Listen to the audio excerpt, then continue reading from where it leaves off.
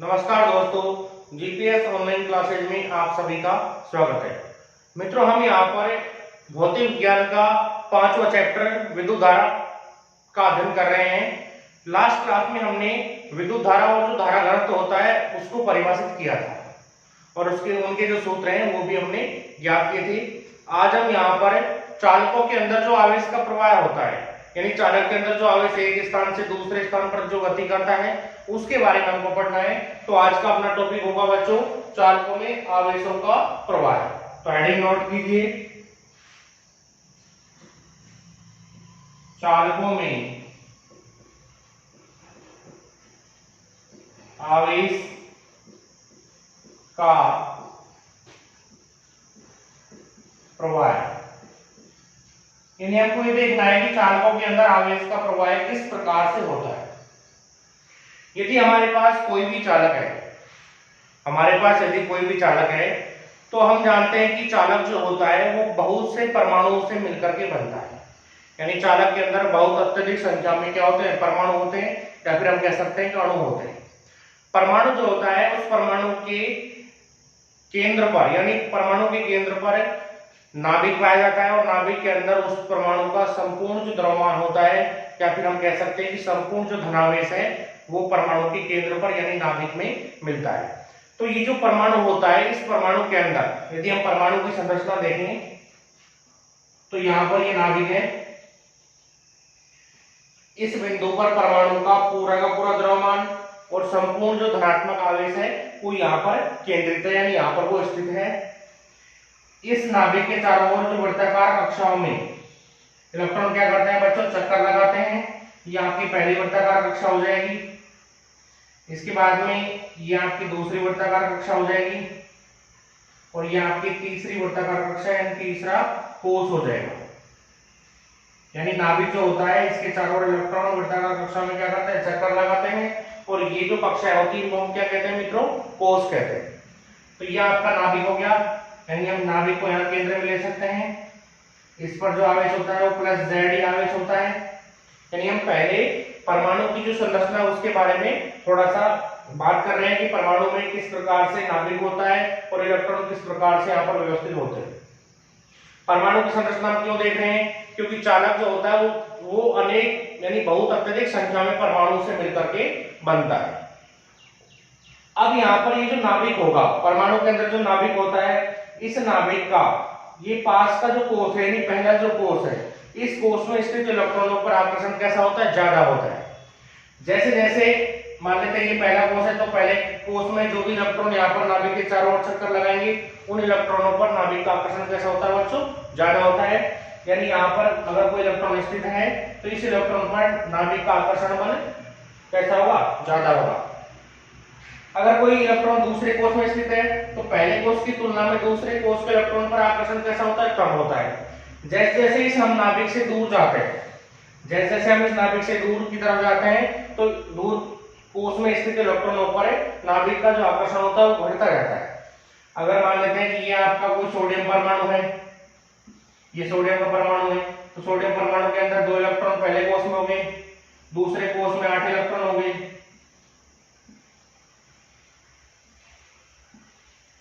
दूसरे कोष के अंदर ये 8 इलेक्ट्रॉन हो गए और तीसरा जो कोष है इसके अंदर केवल 1 इलेक्ट्रॉन होगा।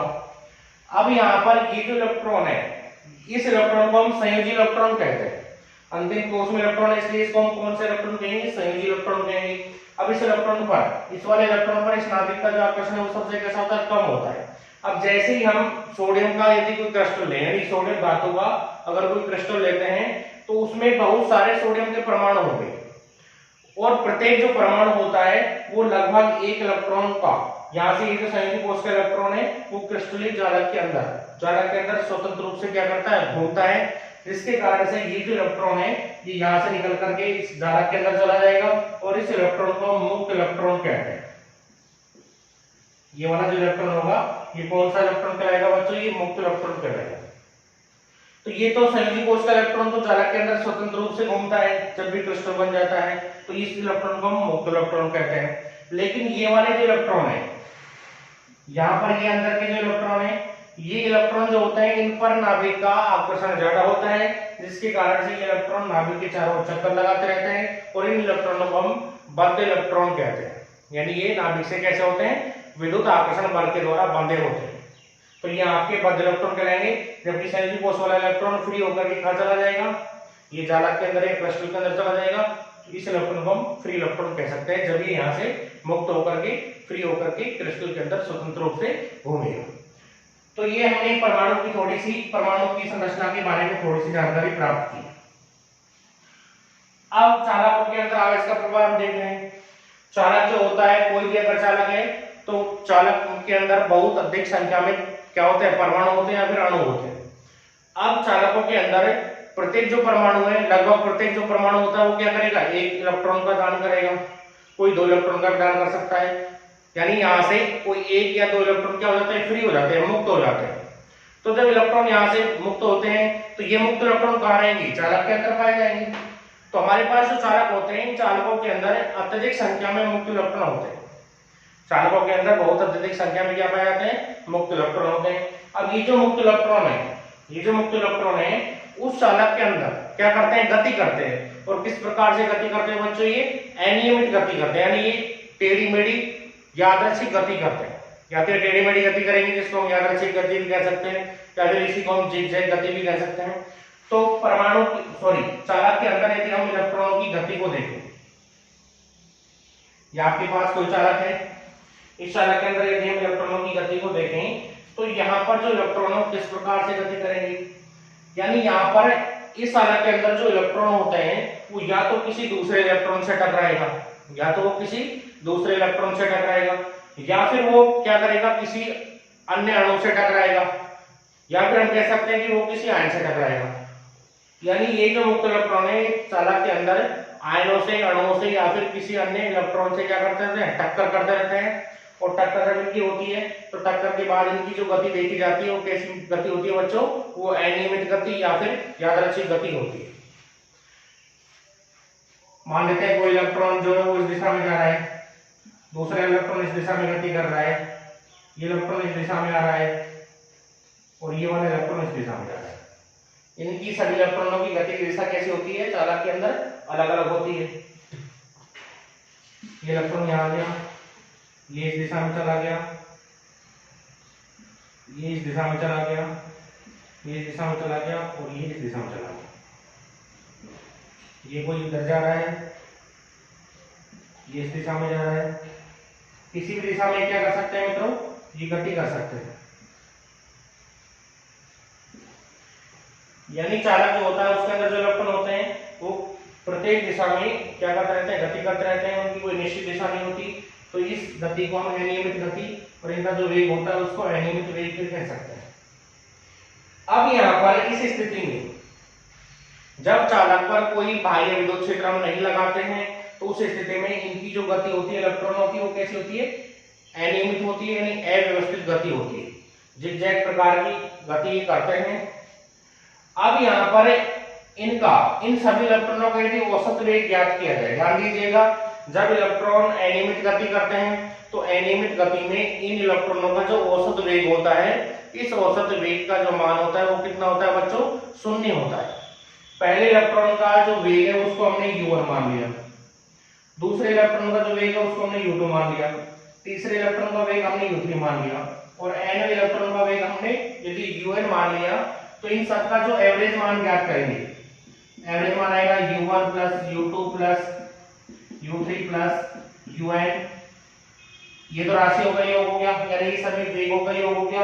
इसके अंदर यदि राशियों की जो संख्या है n का यदि भाग दे देंगे तो भाग देने पर जो आपको मान प्राप्त होगा, अनियमित वेगों का जो औसत मान जो प्राप्त होता है बच्चों वो कितना होता है, हमेशा 0 होता है। यानी यहाँ पर अनियमित वेगों का जो औसत होगा वो कितना प्राप्त होगा, आपको 0 प्राप्त हो जाएगा।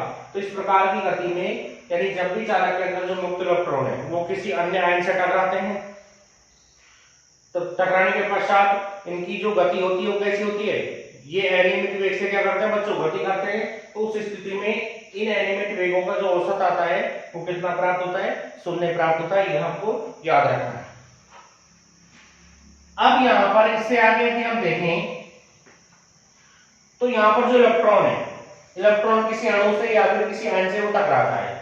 तो मान लेते हैं कि ये कोई इलेक्ट्रॉन है, इस इलेक्ट्रॉन ने इस दिशा में गति प्रारंभ की, तो ये इलेक्ट्रॉन जब इस दिशा में गया तो यहाँ पर इसको मार्ग के अंदर यहाँ पर कोई दूसरा आयन मिल गया, ये इलेक्ट्रॉन इस दूसरे आयन से क्या हुआ, क्या किया, इसने टक्कर की, दूसरे आयन से ये टकराया।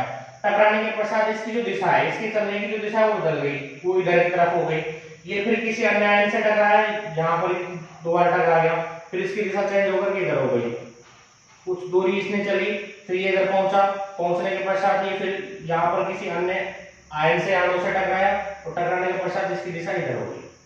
तो इस प्रकार ये जो आयन होते हैं, ये जो मुक्त इलेक्ट्रॉन होते हैं, वो इस प्रकार की आकृति में क्या करते रहते हैं, ये एक अनियमित आकृति या फिर इसको हम कह सकते हैं यादृच्छिक जो आकृति है, इसके अंदर एक क्या करते रहते हैं, गति करते रहते हैं। यहाँ पर ये टकराया, टकराने के पश्चात मान लो ये इधर आ गया, फिर ये वापस इधर चला गया। तो ये टेढ़ी मेढ़ी जो रेखाएं हैं, इस टेढ़ी मेढ़ा जो पथ है, इस पथ पर इलेक्ट्रॉन टक्कर करने के पश्चात चलता रहता है। तो इस गति को भी यादृच्छिक गति भी कह सकते हैं। यानी यहाँ पर चालकों के अंदर जो मुक्त इलेक्ट्रॉन होते हैं, उनकी जो गति होती है, चालकों के अंदर जो मुक्त इलेक्ट्रॉन होते हैं, उनकी जो गति होती है वो ठीक उसी प्रकार होती है जिस तरह से यदि आपके पास कोई सिलेंडर है और आपने सिलेंडर के अंदर यदि गैस भरी हुई है, तो गैस के अणु उस पात्र के अंदर जब गति करते हैं तो वो भी अनियमित या यादृच्छिक गति करते हैं। तो ठीक इसी प्रकार यहाँ पर मुक्त इलेक्ट्रॉन चालक के अंदर क्या करते हैं, गति करते रहते हैं। अब यहाँ पर हमको कुछ इस गति से संबंधित यानी अनियमित गति से संबंधित हमको कुछ जो परिभाषा है, उन परिभाषाओं के बारे में क्या करना है बच्चों, विचार करना है। तो हमारे पास यहाँ पर पहली परिभाषा आती है मुक्त पथ। तो सबसे पहले आपको ये देखना है कि ये मुक्त पथ क्या होता है। मुक्त पथ क्या होता है मित्रों, मान लेते हैं कोई इलेक्ट्रॉन है, इस इलेक्ट्रॉन ने यहां से चलना प्रारंभ किया, पहली बार ये यहां पर टकराया, तो ये इसकी पहली टक्कर हो गई। पहली बार ये इलेक्ट्रॉन किसी आयन या अणु से टकराया या फिर किसी दूसरे मुक्त इलेक्ट्रॉन से टकराया, तो इसकी यहाँ पर पहली बार टक्कर हुई, तो ये पहली टक्कर हो गई। फिर इसका पथ चेंज हुआ, ये यहाँ से इधर की तरफ उसने गति की, यहाँ पहली बार इलेक्ट्रॉन टकराया किसी आयन से, और टकराने के पश्चात इसका पथ परिवर्तित हुआ और यहाँ से यहाँ तक चला। यहाँ पर ये दोबारा किसी दूसरे आयन से अणु से टकरा गया, तो ये आपकी पहली टक्कर हो गई और ये आपकी दूसरी टक्कर हो गई।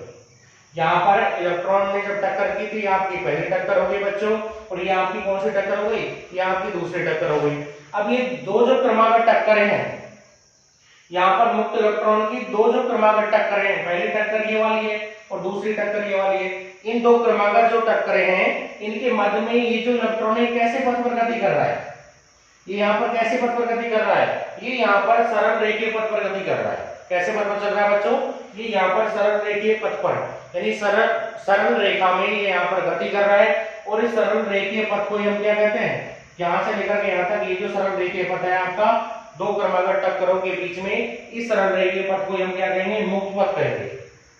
तो यहाँ से मुक्त पथ की परिभाषा क्या होगी बच्चों, कि कोई भी मुक्त जो इलेक्ट्रॉन होता है वो दो क्रमागत टक्करों के मध्य में कैसे पथ पर चलता है, सरल रेखीय पथ पर चलता है। और इलेक्ट्रॉन का ये जो सरल रेखीय पथ होता है, इसी सरल रेखीय पथ को मुक्त पथ कहा जाता है, यानी इसी सरल रेखीय पथ को हम क्या कहेंगे मित्रों, मुक्त पथ कहेंगे। तो यहाँ से मुक्त पथ की परिभाषा क्या होगी, दो क्रमागत टक्करों के बीच मुक्त इलेक्ट्रॉन सरल रेखीय पथ पर क्या करता है, चलता है। और इस सरल रेखीय पथ को हम क्या कहते हैं, इस सरल रेखीय पथ को हम क्या कहेंगे, मुक्त पथ कहेंगे। इसके बाद में हमको एक अन्य परिभाषा नोट करनी है, और दूसरी जो परिभाषा आती है वो आती है माध्य मुक्त पथ।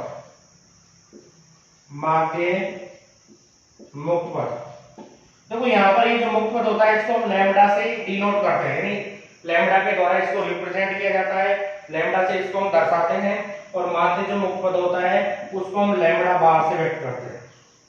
माध्य मुक्त पथ को हम किससे व्यक्त करेंगे बच्चों, लैम्डा बार से। तो माध्य मुक्त पथ का मतलब क्या है, ये जो मुक्त पथ है आपका, यहाँ पर सभी जो मुक्त पथ है, पहले दो क्रमागत टक्करों के बीच में मुक्त पथ, फिर यहाँ से यहाँ तक मुक्त पथ, फिर यहाँ से यहाँ तक मुक्त पथ, और फिर यहाँ से और यहाँ तक मुक्त पथ, इन सभी मुक्त पथों का यदि औसत ले लिया जाए, इन सभी मुक्त पथों का यदि औसत ले लिया जाए, तो औसत जो आएगा उसी को हम माध्य मुक्त पथ कहेंगे। तो इसको यदि हमको परिभाषित करना है, तो परिभाषित करने के लिए क्या लिख सकते हैं, मुक्त इलेक्ट्रॉन की दो क्रमागत जो टक्करें हैं, मुक्त इलेक्ट्रॉन की जो दो क्रमागत टक्करें हैं, इनका जो मुक्त पथ है या दो क्रमागत टक्करों के मध्य में मुक्त इलेक्ट्रॉन के द्वारा तय की गई जो औसत दूरी आती है, यानी सभी जो दूरियां हैं उन सभी दूरियों को जोड़ दो और कितने जो मुक्त पथ आए हैं उन मुक्त पथों की जो संख्या है उसका भाग दे दो, और भाग दे करके उन मुक्त पथों का क्या ज्ञात कर लो, माध्य ज्ञात कर लो, और जो माध्य मान आएगा वो तय की गई औसत दूरी के बराबर होगा, और ये जो तय की गई औसत दूरी है मित्रों उसी को हम क्या कहते हैं, उसी को हम माध्य मुक्त पथ कहते हैं। तो माध्य मुक्त पथ की परिभाषा क्या होगी, दो क्रमागत टक्करों के मध्य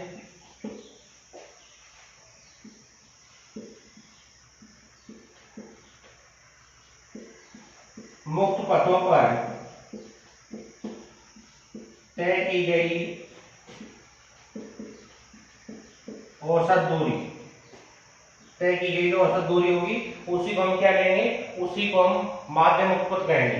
देखो ये जो हम टॉपिक पढ़ रहे हैं इनसे संबंधित जो वीडियो है वो हमने व्हाट्सएप ग्रुप के अंदर, इससे संबंधित जो पीडीएफ फाइल है वो हमने व्हाट्सएप ग्रुप के अंदर डाल रखी है। आप नोट्स जब भी बनाओगे तो इन परिभाषाओं को यहाँ से ना देख करके उस पीडीएफ फाइल में से देख करके लिख लेना। तो यहाँ से माध्य मुक्त पथ की जो परिभाषा होगी वो क्या होगी मित्रों, मुक्त इलेक्ट्रॉन की दो क्रमागत जो टक्करें हैं उनके मध्य मुक्त पथों पर तय की गई जो औसत दूरी आएगी उस औसत दूरी को हम क्या कहेंगे, उस औसत दूरी को हम माध्य मुक्त पथ कहते हैं। इसके बाद में हमको विश्रांति काल देखना है। इसके बाद में हमको नेक्स्ट जो परिभाषा देखनी है बच्चों वो क्या होता है, विश्रांति काल।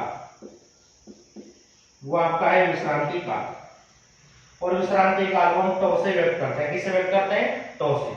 अब यहाँ पर विश्रांति काल क्या है, यहां से लेकर के और यहां तक ये जो मुक्त पथ है, इस मुक्त पथ पर मुक्त इलेक्ट्रॉन को चलने में जो समय लगता है, यहां से लेकर के यानी पहली टक्कर और दूसरी जो टक्कर है इनके बीच का जो मुक्त पथ है, इस मुक्त पथ पर मुक्त इलेक्ट्रॉन को चलने में जो समय लगता है उसी समय को विश्रांति काल कहा जाता है। तो विश्रांति काल की परिभाषा क्या होगी, दो क्रमागत टक्करों के मध्य मुक्त इलेक्ट्रॉन को मुक्त पथ पर चलने में लगा समय क्या कहलाएगा बच्चों, विश्रांति काल कहलाएगा। अब यहाँ पर जितने भी इसमें उपस्थित मुक्त इलेक्ट्रॉन है उन सभी मुक्त इलेक्ट्रॉनों के जो विश्रांति काल है उनका यदि हम माध्य ले लें, उनका यदि हम क्या ले लें, माध्य ले लें, या उनका यदि हम यानी सभी विश्रांति कालों का यदि हम औसत ले लेते हैं तो उसे फिर हम क्या कहेंगे, माध्य विश्रांति काल कहेंगे, माध्य विश्रांति काल। और माध्य विश्रांति काल को किससे व्यक्त किया जाएगा, टॉ बार से। यानी यहाँ पर जो आपके देखो यदि मान लेते हैं कि यहाँ से यहाँ तक आपका टॉ 1 आया, यहाँ से यहाँ तक आपका टॉ 2 आया, फिर यहाँ से यहाँ तक आपका टॉ 3 आया, इन सभी जो मुक्त पथ पर चलने में जो विश्रांति काल आपके पास प्राप्त हुए हैं, इन सभी विश्रांति कालों का यदि हम माध्य ले लेते हैं या औसत यदि हम ले लेते हैं तो उसी औसत को क्या कहा जाएगा बच्चों, माध्य विश्रांति काल कहा जाएगा। और इसको हम किससे व्यक्त करते हैं, टॉ बार से व्यक्त करते हैं। तो इस तरह से हम यहाँ पर मुक्त पथ, माध्य मुक्त पथ और जो विश्रांति काल है उनको परिभाषित कर सकते हैं। अब इनसे संबंधित जब भी आप नोट्स बनाते हो तो व्हाट्सएप ग्रुप के अंदर जो पीडीएफ फाइल दे रखी है उन पीडीएफ फाइलों को देखते हुए आपको नोट्स बनाने हैं, ठीक है, क्योंकि मैं इन वीडियो में कुछ भी नहीं लिखा रहा हूं। नेक्स्ट हमको अपवाह वेग के बारे में पढ़ना है। ये तो हो गया अपना चालकों के अंदर आवेश का प्रवाह। नेक्स्ट है अपना अपवाह या अपवहन वेग, इसको अनुगमन वेग भी कहा जाता है। इसी को हम क्या कहते हैं बच्चों, अनुगमन वेग भी कह सकते हैं, वैसे इसको हम अपवाह वेग या फिर अपवहन वेग कहते हैं। देखिए अभी हमने चालकों के अंदर आवेश के प्रवाह को लेकर के कुछ बातें की। चालक के अंदर जो इलेक्ट्रॉन होते हैं, ये इलेक्ट्रॉन उस चालक के अंदर अनियमित रूप से यानी टेढ़ी मेढ़ी गति करते हैं, और इन सभी इलेक्ट्रॉनों का अनियमित गति के दौरान जो औसत वेग आता है वो कितना होता है बच्चों, 0 होता है। ये सबसे पहले मैंने आपको बताया था कि जब भी इलेक्ट्रॉन अनियमित गति करता है तो औसत वेग का जो मान आएगा आपके पास यहाँ पर वो कितना होता है, 0 होता है। ठीक है, इसके बाद में हम एक चालक लेते हैं, ये हमारे पास एक चालक है, ये हमने कैपिटल ए अनुप्रस्थ काट क्षेत्रफल का एक चालक ले लिया। इस चालक पर हमने विद्युत क्षेत्र आरोपित कर दिया। देखो ये चालक है, अगर हम इस चालक पर विद्युत क्षेत्र नहीं लगाते हैं तो इस चालक के अंदर अत्यधिक संख्या में मुक्त इलेक्ट्रॉन पाए जाते हैं। कोई भी चालक है तो उस चालक के अंदर क्या होता है, अत्यधिक संख्या में क्या पाए जाते हैं बच्चों, मुक्त इलेक्ट्रॉन पाए जाते हैं। इन चालक में अत्यधिक संख्या में क्या पाए जाते हैं, मुक्त इलेक्ट्रॉन पाए जाते हैं। तो इसमें अत्यधिक संख्या में क्या है, मुक्त इलेक्ट्रॉन से। मुक्त इलेक्ट्रॉन पर कैसा होता है, ऋण आवेश होता है, इसलिए हम यहाँ पर इसके अंदर मुक्त इलेक्ट्रॉनों को नेगेटिव आवेश के द्वारा दर्शा देंगे।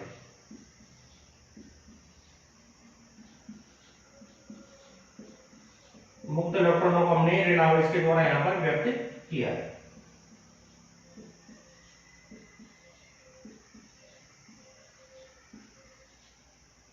ये चालक के अंदर मुक्त इलेक्ट्रॉन है। जब हम इस चालक पर विद्युत क्षेत्र लगाते हैं, बाहर से विद्युत क्षेत्र लगाते हैं, तो विद्युत क्षेत्र लगाने के लिए बच्चों हम क्या करते हैं, चालक के जो दोनों सिरे हैं, ये आपका पहला सिरा है और वो आपका दूसरा सिरा है, इन दोनों सिरों के मध्य में एक V वोल्टेज की बैटरी जोड़ देते हैं।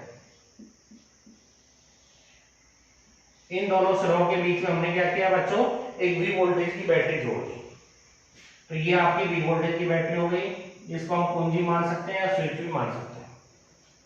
ये बैटरी का पॉजिटिव सिरा है और ये बैटरी का नेगेटिव सिरा है। अब जैसे हमने इस चालक को V वोल्टेज की बैटरी से जोड़ा है, यानी चालक के सिरों पर जैसे हमने विभवांतर लगाया, तो विभवांतर लगाने पर इस चालक में धारा का क्या होगा बच्चों, प्रवाह हो जाएगा। यानी चालक है तो इस चालक के अंदर धारा का क्या होगा, प्रवाह होगा। तो इस चालक के अंदर यहाँ से धारा प्रवाहित होगी और प्रवाहित धारा की दिशा इस प्रकार से होगी, बैटरी के पॉजिटिव से धारा निकलेगी, तो इस सिरे पर धारा इस चालक में प्रवेश करेगी और इस सिरे पर धारा इस चालक से बाहर निकलेगी। तो ये आपकी इस चालक में प्रवाहित धारा की दिशा होगी। अब जैसे ही हमने इस चालक को एक V वोल्टेज की बैटरी से जोड़ा है, तो V वोल्टेज की बैटरी से जोड़ते ही क्या होगा, इस चालक के अंदर प्रत्येक बिंदु पर, ये जो आपका चालक है, इस चालक के अंदर प्रत्येक बिंदु पर एक विद्युत क्षेत्र उत्पन्न होगा। उस विद्युत क्षेत्र की अगर दिशा देखें, विद्युत क्षेत्र की अगर हम दिशा देखें तो विद्युत क्षेत्र की दिशा यहां से यानी इस तरह से इस तरह की तरफ होगी। अब यहाँ पर विद्युत क्षेत्र की दिशा इस तरह से इस तरह की तरफ क्यों होगी वो देखना है। देखिए यहाँ पर ये जो सिरा है आपका, ये सिरा इस बैटरी के पॉजिटिव सिरे से जुड़ा हुआ है, ये वाला सिरा इस बैटरी के पॉजिटिव सिरे से जुड़ा हुआ है। तो ये जो सिरा होगा ये तो कैसा सिरा हो जाएगा, पॉजिटिव सिरा। ये सिरा इस बैटरी के नेगेटिव से जुड़ा हुआ है, तो ये वाला जो सिरा होगा ये ऋणात्मक सिरा हो जाएगा। विद्युत क्षेत्र की जो दिशा होती है वो धनात्मक यानी धनावेश से ऋणावेश की तरफ होती है। तो यहाँ पर विद्युत क्षेत्र की दिशा इसके अंदर, इस चालक के अंदर विद्युत क्षेत्र इस तरह से इस तरह की तरफ होगा। ठीक है, अब यहाँ पर इस चालक के अंदर क्या है, मुक्त इलेक्ट्रॉन है, और मुक्त इलेक्ट्रॉनों पर कैसा आवेश होता है बच्चों, मुक्त इलेक्ट्रॉनों पर ऋणावेश होता है। और यहाँ पर एक अपने पास हम जानते हैं कि एक सार्वभौमिक सत्य है कि आवेश जो होते हैं ये विपरीत प्रकृति की तरफ आकर्षित होते हैं। तो यहाँ पर ये जो नेगेटिव आवेश हैं, ये जो मुक्त इलेक्ट्रॉन है आपके, ये मुक्त इलेक्ट्रॉन इस धनावेशित सिरे की तरफ क्या होंगे, आकर्षित होंगे। तो यहाँ से ये इलेक्ट्रॉन इस धनावेशित सिरे की तरफ क्या करते हैं, गति करते हैं। ये जितने भी यहाँ पर मुक्त इलेक्ट्रॉन है, ये सभी मुक्त इलेक्ट्रॉन धनावेशित सिरे की तरफ क्या करेंगे, गति करेंगे, यानी इधर की तरफ आएंगे। तो हम कह सकते हैं कि जब भी हम किसी चालक पर विभवांतर लगाते हैं या चालक में धारा प्रवाहित करते हैं, तो चालक के अंदर जो मुक्त इलेक्ट्रॉन है वो धनावेशित सिरे की तरफ क्या होते हैं, आकर्षित होते हैं। और ये इलेक्ट्रॉन, ये सभी जो मुक्त इलेक्ट्रॉन इधर की तरफ आ रहे हैं, ये जिस औसत वेग से इस सिरे की तरफ आ रहे हैं उसी औसत वेग को अपवाय वेग कहा जाता है। यानी ये जो इलेक्ट्रॉन है ये इधर की तरफ आ रहे हैं और ये कितने वेग से आ रहे हैं, ये vd वेग से आ रहे हैं। ये VD वेग से इधर की तरफ आ रहे हैं, तो यहाँ पर ये VD जो वेग होगा यानी इन सभी मुक्त इलेक्ट्रॉनों का विद्युत क्षेत्र की उपस्थिति में जो औसत वेग होगा, उसी औसत वेग को हम कौन सा वेग कहेंगे? अपवाय वेग कहेंगे। तो यहाँ पर यदि हम अपवाय वेग की परिभाषा देखें बच्चों, तो अपवाय वेग की परिभाषा क्या होगी? जब भी किसी चालक पर विद्युत क्षेत्र या विभवांतर आरोपित किया जाता है, तो उस चालक में जो सभी जो उपस्थित जो मुक्त इलेक्ट्रॉन है वो एक निश्चित दिशा में, देखो यहाँ पर विद्युत क्षेत्र तो इस बिंदु से इधर की तरफ लग रहा है, लेकिन इलेक्ट्रॉन यहाँ से इधर की तरफ आ रहे हैं, तो ये जो मुक्त इलेक्ट्रॉन होते हैं ये विद्युत क्षेत्र के विपरीत दिशा में क्या करते हैं? गति करते हैं। और इस गति को हम कौन सी गति कहेंगे? फिर इस गति को हम अपवाय कहेंगे। ये वाली जो गति होगी कौन सी गति कहलाएगी मित्रों? ये गति अपवाय कहलाएगी। अब ये मुक्त इलेक्ट्रॉन इस चालक के अंदर जिस निश्चित वेग से आ रहे हैं, जिस निश्चित औसत वेग से इस सिरे की तरफ ये आ रहे हैं, उस निश्चित औसत वेग को कौन सा वेग कहा जाएगा? उसी निश्चित औसत वेग को हम अपवाय वेग कहेंगे। तो यहां से यदि अपवाय वेग की हम परिभाषा लिखना चाहें तो अपवाय वेग की परिभाषा क्या होगी वो आपको ध्यान से सुनिए। देखिए, जब भी किसी चालक पर विद्युत क्षेत्र हम लगाते हैं यानी विद्युत क्षेत्र आरोपित करते हैं, तो चालक में उपस्थित जो मुक्त इलेक्ट्रॉन है वो एक निश्चित दिशा में यानी विद्युत क्षेत्र के विपरीत दिशा में क्या करते हैं? गति करते हैं। यानी इलेक्ट्रॉन यहां से इधर की तरफ गति करेंगे, विद्युत क्षेत्र इस तरह से इधर की तरफ है, ठीक है। यानी ये मुक्त इलेक्ट्रॉन विद्युत क्षेत्र के विपरीत दिशा में क्या करते हैं? गति करते हैं। तो विद्युत क्षेत्र की उपस्थिति में मुक्त इलेक्ट्रॉनों का जो औसत वेग होता है, विद्युत क्षेत्र की उपस्थिति में मुक्त इलेक्ट्रॉनों का जो औसत वेग होता है उसी को हम क्या कहते हैं बच्चों? उसी को हम अपवाय वेग कहते हैं। और अपवाय वेग को हम किससे व्यक्त करते हैं? VD से। डी यहाँ पर क्यों लिखा है सफिक्स में? डी का मतलब क्या होता है? ड्रिफ्ट यानी अपवाय। वेग को v से व्यक्त करते हैं, डी का मतलब क्या? ड्रिफ्ट है यानी अपवाय है, इसलिए इसको हमने VD वेक्टर से रिप्रेजेंट कर दिया है। तो ये आपका क्या हो जाएगा? ये आपका अपवाय वेग हो जाएगा। तो यहाँ से कई बार पेपर के अंदर अपवाय वेग की जो परिभाषा है वो पूछ ली जाती है 1 नंबर में कि अपवाय वेग किसे कहते हैं। तो अपवाय वेग की परिभाषा क्या होगी? विद्युत क्षेत्र की उपस्थिति में चालक के अंदर उपस्थित मुक्त इलेक्ट्रॉन का किसी निश्चित दिशा में, निश्चित दिशा का मतलब कौन सी दिशा है? विद्युत क्षेत्र के अपोजिट वाली दिशा है। तो किसी निश्चित दिशा में या विद्युत क्षेत्र की विपरीत दिशा में औसत जो वेग होता है उसी को हम क्या कहेंगे? उसी को हम यहाँ पर अपवाय वेग कहेंगे, ठीक है। तो ये आपका अपवाय वेग हो गया। इनकी जो परिभाषा है वो आप PDF फाइल में से नोट कर लेना। इसके बाद में अपवाय वेग का जो सूत्र है, नेक्स्ट है अपना अपवाय वेग का सूत्र व्युत्पन्न करना, यानी आपको अपवाय वेग का सूत्र व्युत्पन्न करना है। अपवाय वेग का जो सूत्र बच्चों को क्या करना है? व्युत्पन्न करना है।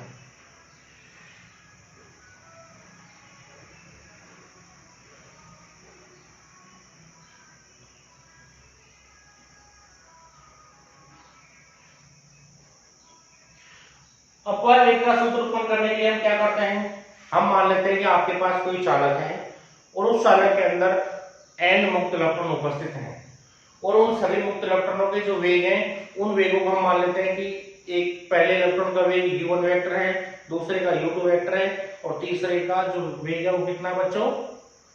वो वहां पर u3 वेक्टर है और nवें इलेक्ट्रॉन का जो वेग है वो un वेक्टर है। यहाँ पर ये जो वेग है ये मुक्त इलेक्ट्रॉनों के वेग उस स्थिति में है जब इलेक्ट्रॉन विद्युत क्षेत्र की अनुपस्थिति में अनियमित रूप से गति कर रहे थे। यानी हम यहाँ पर मान सकते हैं कि हमारे पास किसी चालक के अंदर n मुक्त इलेक्ट्रॉन है और उन मुक्त इलेक्ट्रॉनों का जो अनियमित वेग है वो u1, u2, u3 और un है, ठीक है। तो सबसे पहले हम क्या मानेंगे? माना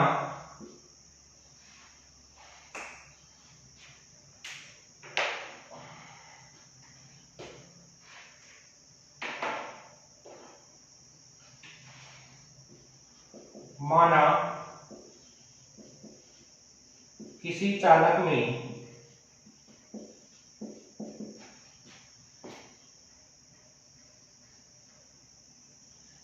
n मुक्त इलेक्ट्रॉन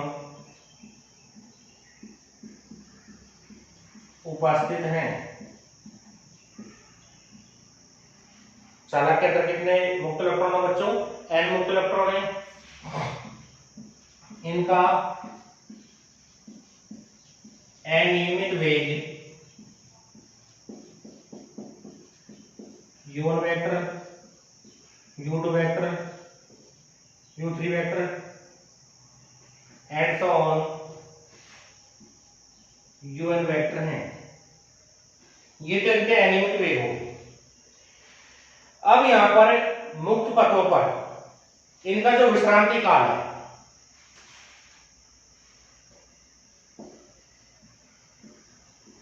मुक्त पथों पर इनका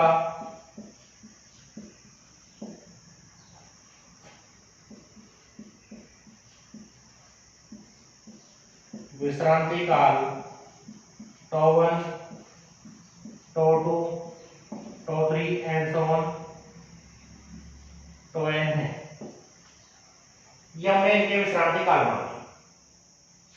इसके बाद में जब हम चालक के ऊपर विद्युत क्षेत्र लगा देते हैं, तो विद्युत क्षेत्र लगाते ही चालक के अंदर जो इलेक्ट्रॉन होते हैं बच्चों, वो इलेक्ट्रॉन एक निश्चित दिशा में गति करते हैं, यानी वो विद्युत क्षेत्र के विपरीत दिशा में निश्चित वेग से गति करते हैं। कैसे वेग से गति करते हैं बच्चों? वो एक निश्चित वेग से गति करते हैं, और उस निश्चित वेग का मान ज्ञात करने के लिए हम क्या करेंगे?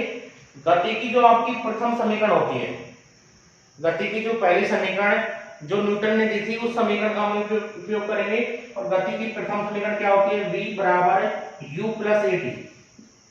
इस समीकरण का उपयोग करते हुए विद्युत क्षेत्र आरोपित करने के बाद मुक्त इलेक्ट्रॉनों का हमको वेग ज्ञात करना है। पहला जो इलेक्ट्रॉन है आपका, उसका शुरू में जो वेग था, प्रारंभिक वेग था, वो था u1। त्वरण a मान लेंगे, इलेक्ट्रॉन का जो त्वरण होगा उसको हम a ही मान लेंगे। इसके बाद में जो विश्रांति काल है, पहले मुक्त पथ पर चलने में लगा समय τ1 है, तो विद्युत क्षेत्र लगाने के पश्चात पहले इलेक्ट्रॉन का जो वेग होगा कितना हो जाएगा? विद्युत क्षेत्र लगाने के पश्चात पहले इलेक्ट्रॉन का वेग क्या होगा बच्चों? v1 वेक्टर, और v1 वेक्टर का मान हो जाएगा u1 वेक्टर प्लस a τ1। ये आपके पहले इलेक्ट्रॉन का विद्युत क्षेत्र लगाने के पश्चात वेग हो जाएगा। इसी समीकरण से हमने ज्ञात किया है।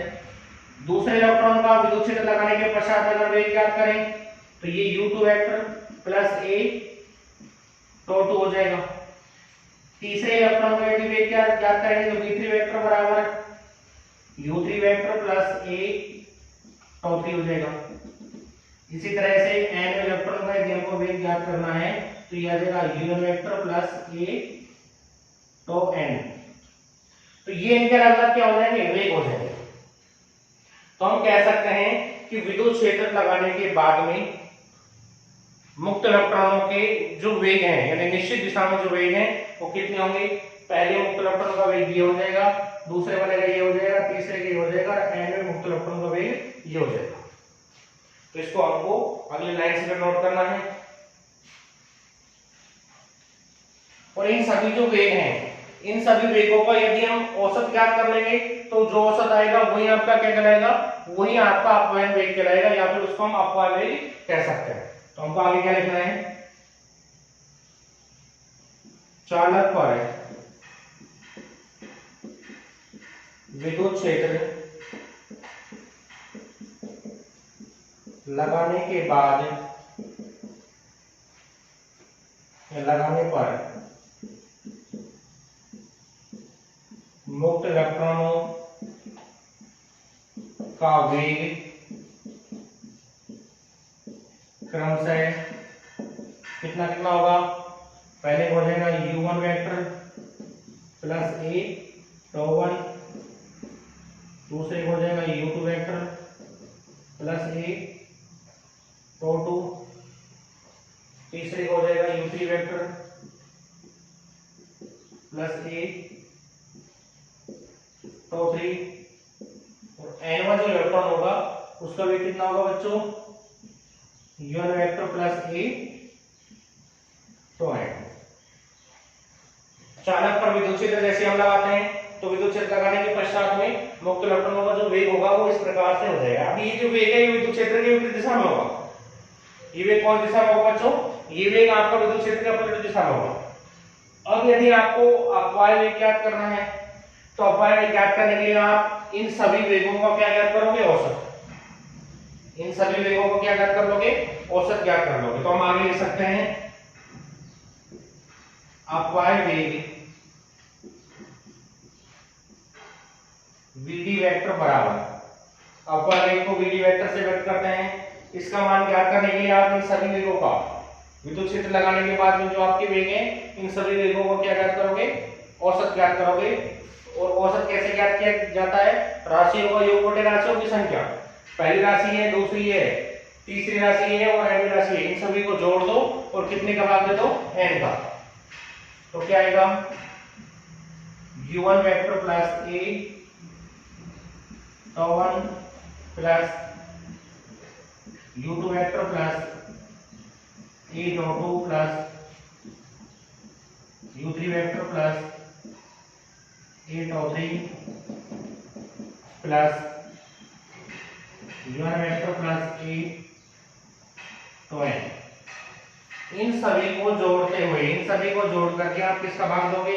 इन सभी को जोड़ करके आप n का भाग दोगे। यानी विद्युत क्षेत्र लगाने के पश्चात इलेक्ट्रॉनों के जो वेग थे इन सभी वेगों का औसत ज्ञात करोगे। और औसत कैसे ज्ञात किया जाता है बच्चों?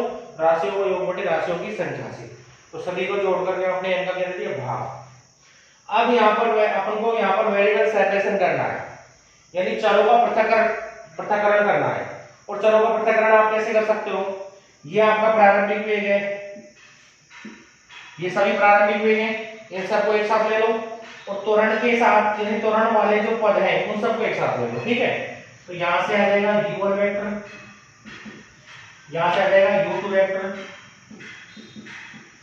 u3 vector plus and so on u1 vector. इनको हमने एक साथ लिख दिया और इनके बटे में क्या है? n है, तो n यहाँ पर ऐसा फिर प्लस का चिन्ह। यहाँ से a वेक्टर को माना जाएगा, यहाँ से a वेक्टर को माना जाएगा, यहाँ से a वेक्टर को माना जाएगा, यहाँ से a वेक्टर। तो आपने सबसे पहले तो a वेक्टर को कॉमन लिया। यहाँ से क्या बचेगा? τ1, यहाँ से क्या बचेगा? τ2, यहाँ से क्या बचेगा? τ3 और यहाँ से क्या बचेगा? τn।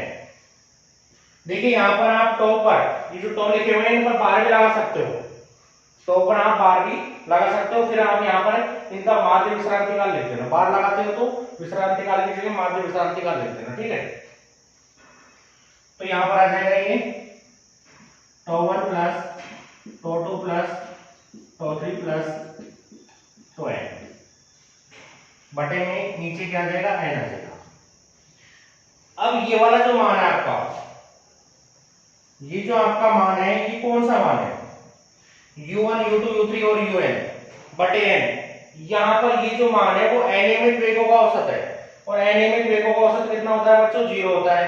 तो इसकी जगह तो आप शून्य रखोगे। अनियमित वेगों का जो औसत आता है कितना आता है? 0 आता है। तो इसकी जगह आप क्या रखोगे? इसकी जगह आप 0 रखोगे। τ1 τ2 τ3 और τn इन सबको जोड़कर n का भाग दिया तो ये क्या आ जाएगा? विश्रांति काल, माध्य विश्रांति काल आएगा। तो ये आपका क्या हो जाएगा? माध्य विश्रांति काल हो जाएगा। अब इससे आगे हमको क्या करना है?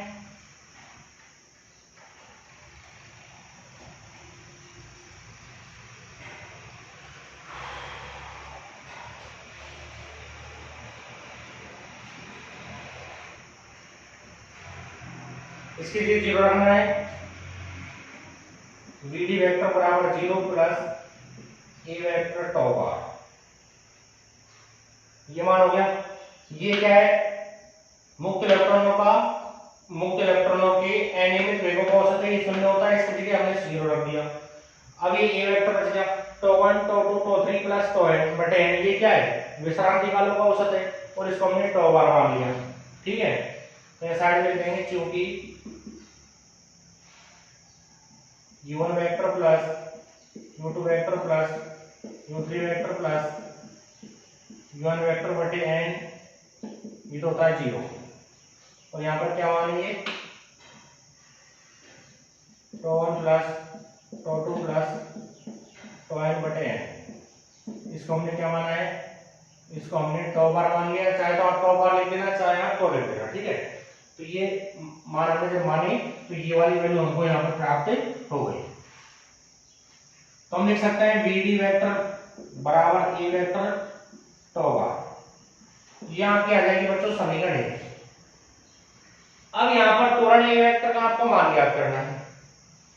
अगर विद्युत क्षेत्र के अंदर किसी मुक्त इलेक्ट्रॉन को हम रखते हैं, चालक पर विद्युत क्षेत्र हमने लगाए रखा है, तो विद्युत क्षेत्र लगाने पर प्रत्येक मुक्त इलेक्ट्रॉन उस विद्युत क्षेत्र के अंदर होगा। तो यहाँ पर प्रत्येक मुक्त इलेक्ट्रॉन पर लगने वाला जो विद्युत बल होगा उसका मान आपको देखना है। तो हम कह सकते हैं मुक्त इलेक्ट्रॉन पर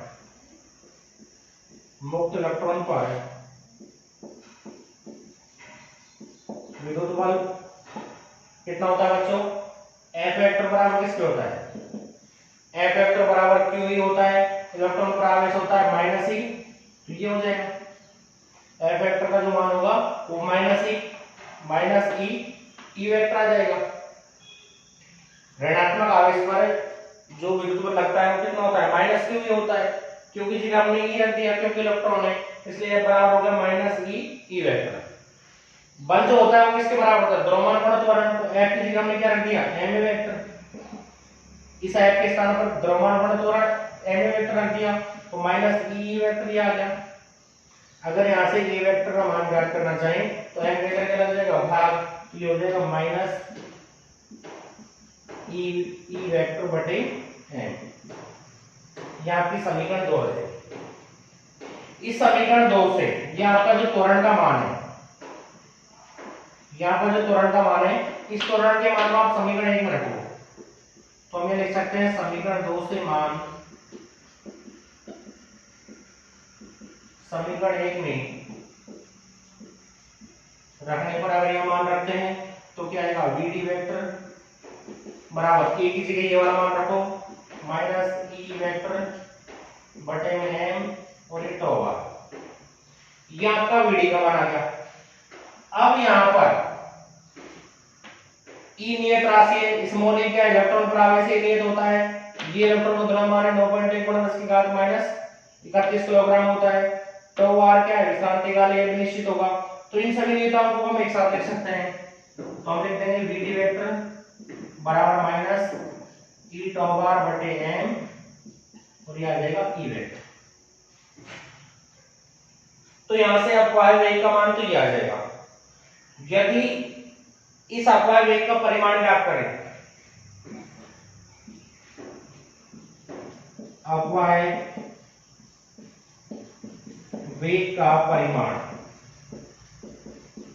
और वेग का जो परिमाण होता है बच्चों उसी को हम क्या कहते हैं, अपवाय चाल। तो इसको हम अपवाय चाल लिख सकते हैं। वेग का जो परिमाण आता है वही आपका क्या कहलाता है, चाल कहलाता है। तो अपवाय चाल का यदि हम मान ज्ञात करें तो vd का जो मान होगा, इसका जो परिमाण लेंगे तो यहाँ से माइनस हटा देंगे तो क्या जाएगा, ई टॉ बार बटे में m और e। ये वाला जो मान होगा बच्चों किसका मान प्राप्त हो जाएगा आपको, ये आपको अपवाय चाल का मान प्राप्त हो जाएगा, या फिर इसको हम अपवाय वेग का परिमाण कह सकते हैं। तो इस तरह से आज हमने यहाँ पर सबसे पहले चालकों के अंदर आवेश के प्रवाह के बारे में पढ़ा।